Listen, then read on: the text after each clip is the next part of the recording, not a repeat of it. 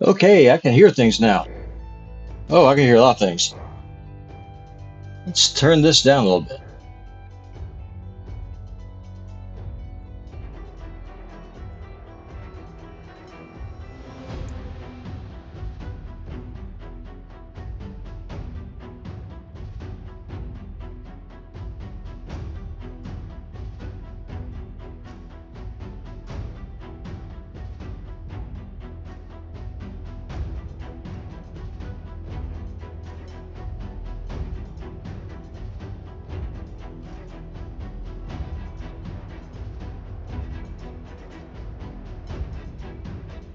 Alrighty, so this stream was a little bit unplanned and just a smidge bit chaotic, but you know what? That is okay. I'm here in my stylish white t-shirt.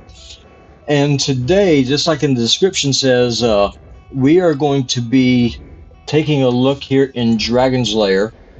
I hopped onto Reddit a little bit ago and I saw a fella there and he was struggling right over here on Dragon Stage 18. And Dragon 18 is really kind of rough because it's force affinity. And so what that means is if you're running Kale, or if you're running Frozen Banshee, or if you're trying to use Ninja, it really makes things difficult because he is just a bad affinity. You're going to get a lot of weak hits. And so as soon as this fellow logs on, I am going to do my best to kind of walk him through getting through this dragon and see if we can help him get up to Dragon 20, because he's got a solid team, and I do believe we can make it happen. It's just getting past this Force Lizard that is difficult. And I'm going to give him just a couple of minutes to hop in. In the meantime, let's jump on over into the arena. Let's see what's going on here. Maybe we'll slap everyone's favorite Minotaur because, hey, why not? Everyone likes masteries, right? Let's see here. This team looks fun. Arbiter, Seeker, Kymar with Trunda. Why not? Let's do it. Let's see what happens. Can Yumiko bring the pain? Can she turn them off? Or am I going to get bodied? Let me turn this down a little bit. So I am first. And yeah, that was easy. I've got to admit, folks, I am a huge fan of Yumiko. She is completely busted, and it really would not surprise me at all if she got changed with some kind of a rebalance. Let's see. Let's swap out Kanjafon. Let's go with Dark Elaine. Spirit Sheams are always a little bit of an interesting thing.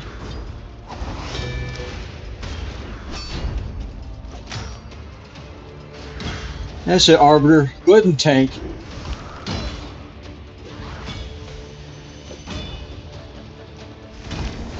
And Zargal is still standing up, but not for very long.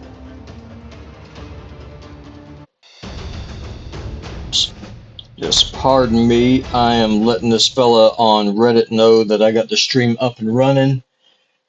And as soon as he hops in, we'll go through and we'll see what we're able to do here with Dragon. If he doesn't come in soon, we'll just hang out, just you and me for a little bit. How's that sound? Let's see. A funny thing about the white t-shirt, the wife beater, my wife is always telling me, Putin, don't go outside in public like that. You're going to scandalize the family. You represent the whole lot of us. And I'm in some little podunk town in Montana. And just to show you all how much attention I pay to her, I'm here in front of the whole world wearing the white wife beater t-shirt because, hey, that's what husbands do. We listen to everything that the wife says, right? And I hear the laughter just coming through all over the internet. Hey, don't pretend like this is some kind of a secret. Y'all are just like me.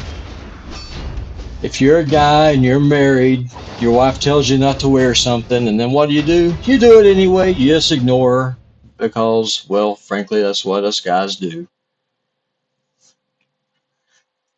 And if you're a lady that's married to a stubborn guy, then you can validate what I'm saying just as well. Let's take a look here. I'll go ahead and show y'all some of the clan quests I picked up today. Just kind of kill a little bit more time.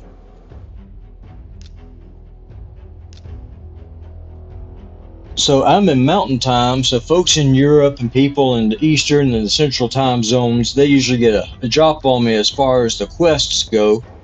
So I've got this one. I got placed 50 decreased defense buff on the Fire Knight, which is not hard at all. Pretty doggone easy. And then I did an elite one. Let's scroll on down here. Yeah, this one right here, where you got placed 100 decreased attack debuffs on the dragon. So that was pretty solid. Let's see. What does Rizzo say here? Yeah, Rizzo, I annoy my wife just for the heck of it too, man. I mean, that's if you don't do that, they're gonna think you're cheating on them or something. And I mean, let's just face facts. That's just the reality of it. But for those of y'all, if y'all just looking for just a quick, easy way, where you have to just place that decreased attack buff on the dragon. If you have Tay-Rail, take him in there, because every time he slaps the dragon with that A1, he's putting that decreased defense, or that decreased attack on, and so it works really good. And you know, whenever I get finished pissing off the wife, I wish it was easier to make her stop complaining. As easy as it was to put that attack down on the dragon. Tell you, nothing's worse than a wife's aggro. Those y'all old school MMO people, World of Warcraft or EverQuest or something like that, y'all know what aggro is. Or heck, even if you played Final Fantasy Tactics, you had to manage some aggro there. Well, wives are the worst things when it comes to aggro because, well, they'll just nuke you down.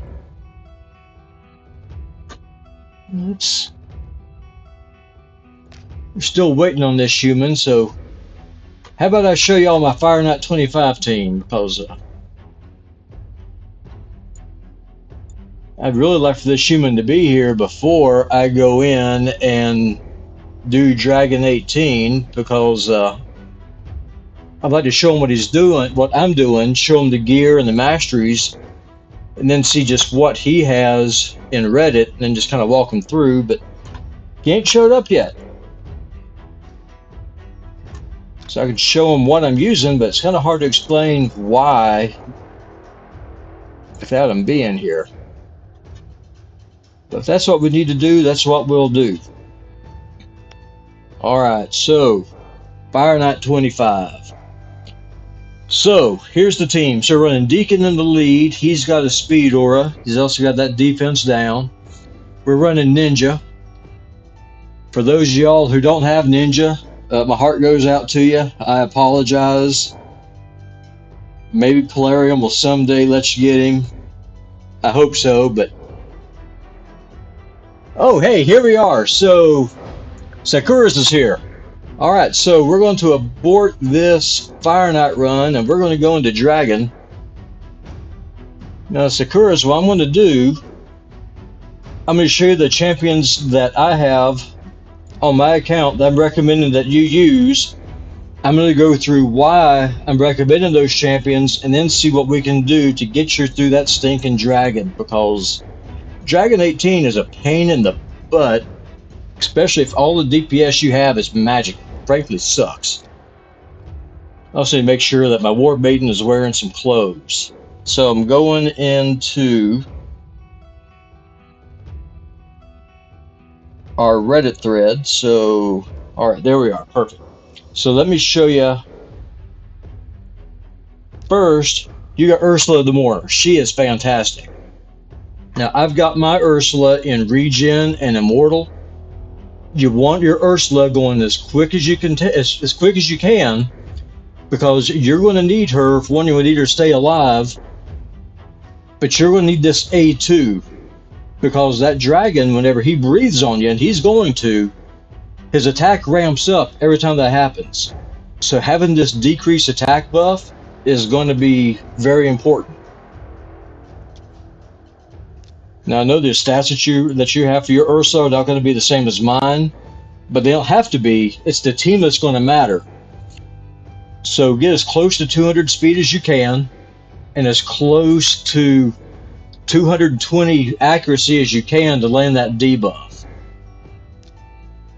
Next thing up on the list that we're going to have is going to be Sinesha, or actually here's Umbral. Umbral is there just strictly for wave control. So your Umbral, again, around 200, 220 accuracy is going to be sufficient. As much speed as you can give her, she's going to lock down the waves. Umbral, and then Sinesha is going to nuke them down. Sinesha is also going to be your healer. All right. So let's hop down to on down to Sinesha. Now Sinesha is a support champion, but she hits. She hits freaking hard.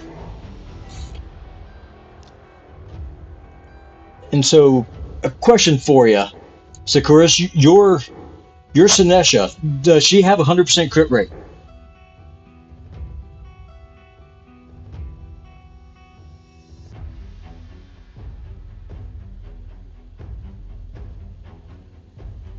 Because if she doesn't, you want to get as close to 100% crit rate as you can, because she's going to be your DPS in the waves. She's also going to help you with healing.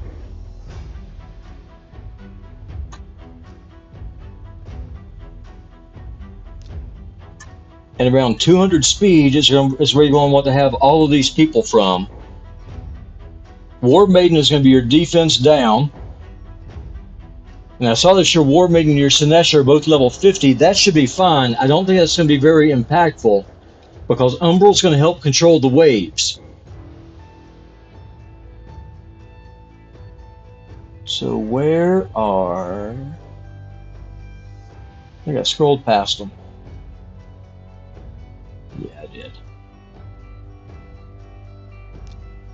Okay, yeah, good thing I checked, because my War Maiden is naked. War Maiden, you need some shoes and some gloves.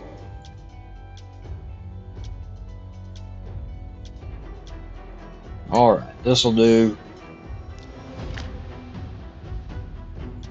This is what happens, folks, whenever you're moving gear around.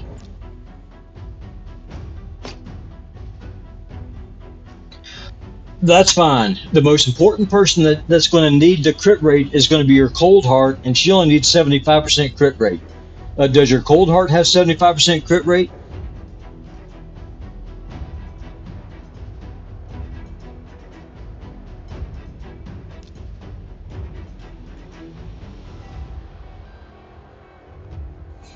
Because your Coldheart is going to be who's actually be killing the dragon for us.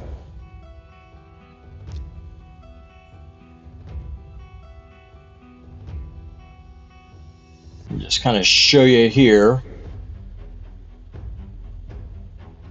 So your Coldheart, you're going to want to have as much crit damage on her as you can. Attack is completely pointless on her. Get her as close to 200 speed as you can. Perfect. If she has the crit rate, we're going to be able to beat this dragon down. I'll show you how we're going to do it. I'm going to show you the run now. Let's hop into dragons. Now RNG is going to be a little bit of a pain in the butt. I'm not going to kid you. You may have to do this 2 or 3 times, but I am confident that you're going to be able to skewer this lizard when it's all said and done. All right, let's redo the team here. You're going to want to have your Ursula the Mourner in the lead, because she has a speed aura. Actually, no, I'm lying to you. Hers is only in Doom Tower, isn't it? I don't think we're going to have a speed aura. I think that's still going to be fine, though. We're going to go with Ursula. Then we're going to go with Umbral. Now, I'm going to recommend that you manual this run. Don't do it on auto because the AI in Raid Shadow Legends is clinically stupid. I hate to say it, but it's true. Whoever designed it is an absolute masochist.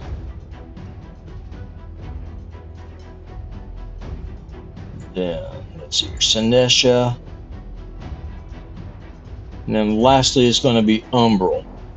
That's not Umbral, that's Peyton. Alright, so here's going to be the run. I think Sinesha's aura is also, yeah, only faction crypts. So we don't have any auras on here that's going to help us, but that's fine. So let's go in. So I'm going to turn off auto. Now what you want to do with Umbral, you're going to open up with her A3. You're going to provoke these waves.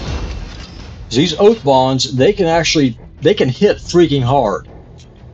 Now Sinesha with her A1, if you have Sinesha in a stun set, well, to be honest with you, this isn't going to matter because you got Umbral, so never mind that. So just A1.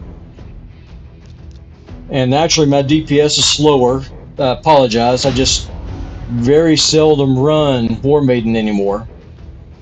Now here's what's nice about Ursula the Mourner. Her A3, her res, can be used even if someone's not dead. And so what this is going to do, this is going to give you defense up, it's also going to give you strengthen. So that's going to mitigate the amount of damage that you're taking. So that way, if someone's still alive before Umbral's provoke goes off, it's not going to be that big of a deal because we're going to be able to just simply out-sustain it. Go ahead and A2 with your A2 or A1 really with Coldheart, it's not going to matter.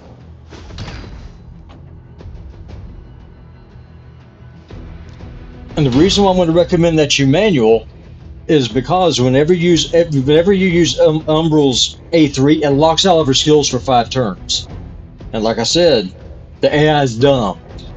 So there's going to be times where you're going to need to have Sinesha to throw out a heal, but instead of doing that, she's going to do something dumb like her A2 or maybe even A1.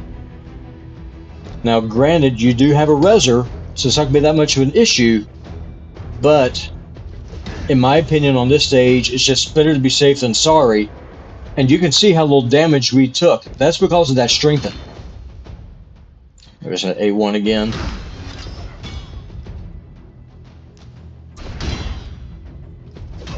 Also, this just gives your skills a chance to refresh. Now this run right here is where things are going to get interesting. We're going to go ahead and A2. We're just going to put up a block buffs because, hey, why not? Now these shatter bones here, they hit like a truck.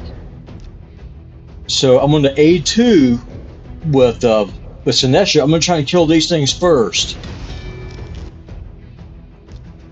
Defense down. Now I am going to go ahead and attack down. Just again, they hit hard, and we got 2 squishy champions here. If Coldheart goes down, and if your res is down, you got problems because you just lost your win condition when it comes to killing the dragon. Let's go ahead and A1. A1,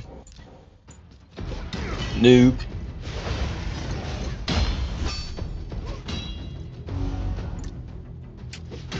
Now one thing that you can do with your War Maiden,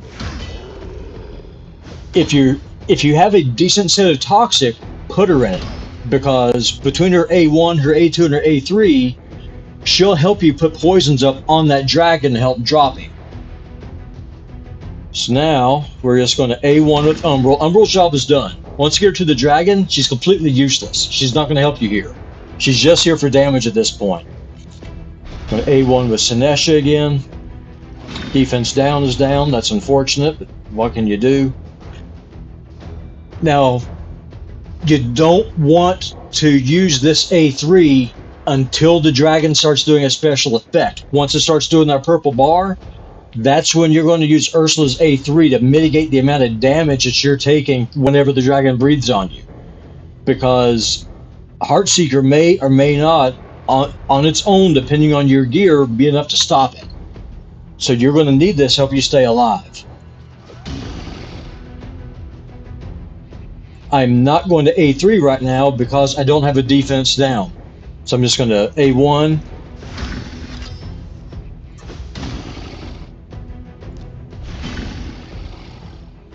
Now we got the defense down up. Now you see this purple bar? Now is going to be when we get back here with Ursula, now is when we're going to use that A3. Because if Heartseeker can't drop that purple, we're going to ignore 25% of the damage that we would otherwise be taking. So Heartseeker, perfect.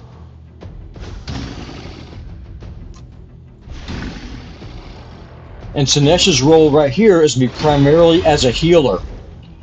So now we're going to do the attack down for Ursula.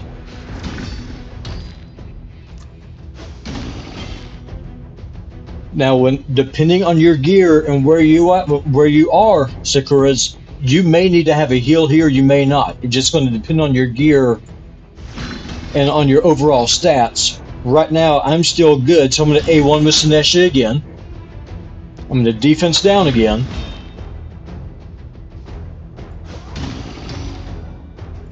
Now we've got 3 turns with Ursula before we're able to use that strengthen again.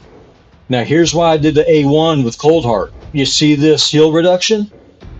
With Coldheart's A2, it's going to put more poisons up for us. See it right there. That's just going to help us kill this overgrown snot-sucking lizard that much faster.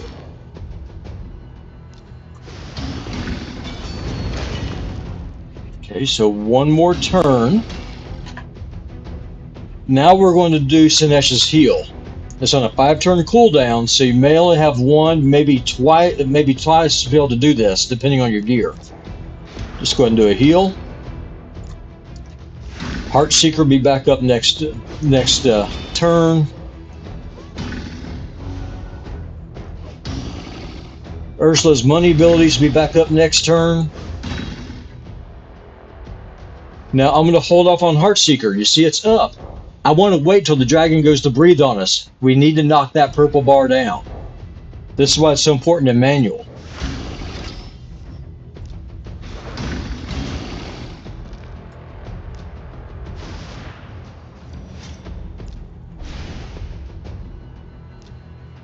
We're just going to cycle through, do some extra damage. I'm going to open up with A3. Now I'm on a Heartseeker. And from this point on, we can just auto because the fight's over. The dragon can't stop us at this point.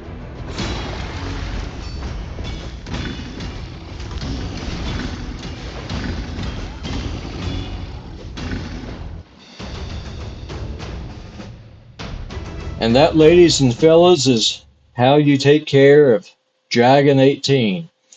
Manual it, and just be judicious whenever you use that Heartseeker, and then whenever you use Ursula's A3. That's going to be the biggest thing.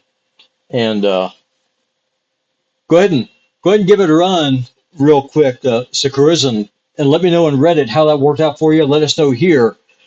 Interested to see how that works.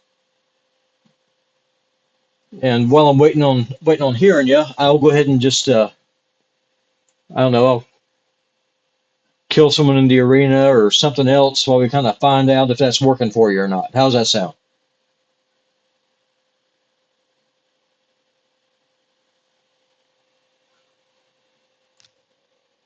And that's garbage. Goodbye.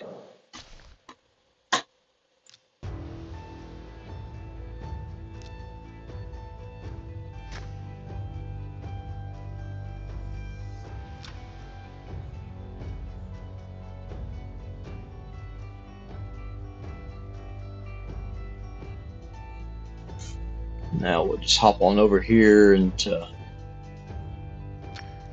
Fire Knight. Let's see how this goes with Sakura. Hopefully that little tutorial was able to help.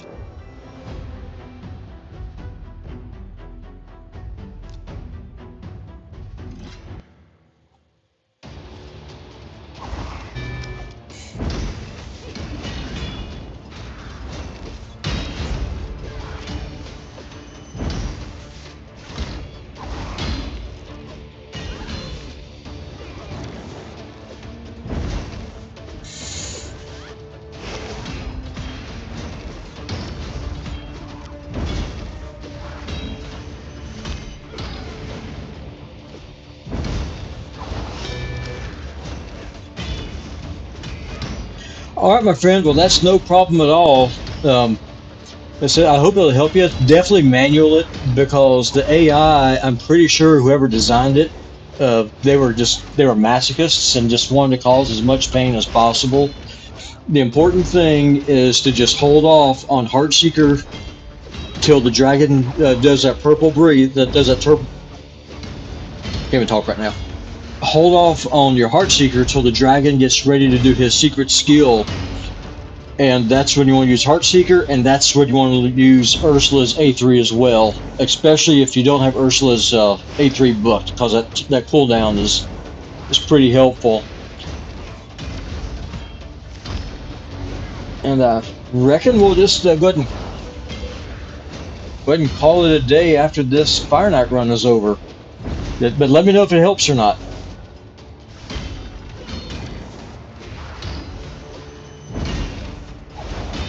Said your Sinesha, if she takes any damage at all, feel free to put her into a hit point chest. Her biggest thing is, I mean, yeah, she can hit, she can do a lot of damage, but she's going to be the only healer that you're going to have in that team comp. That's going to be her most important role. So just kind of keep that in mind.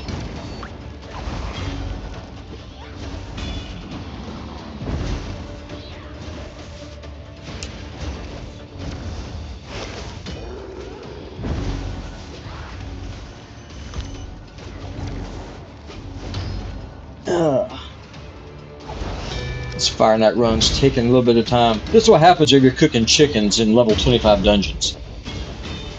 It takes forever.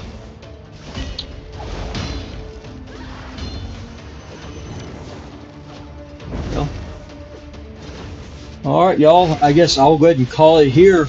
Y'all have a good one, and just a reminder, tomorrow morning at 8:30 a.m. I will be live streaming Baldur's Gate 3, and I look forward to seeing y'all then.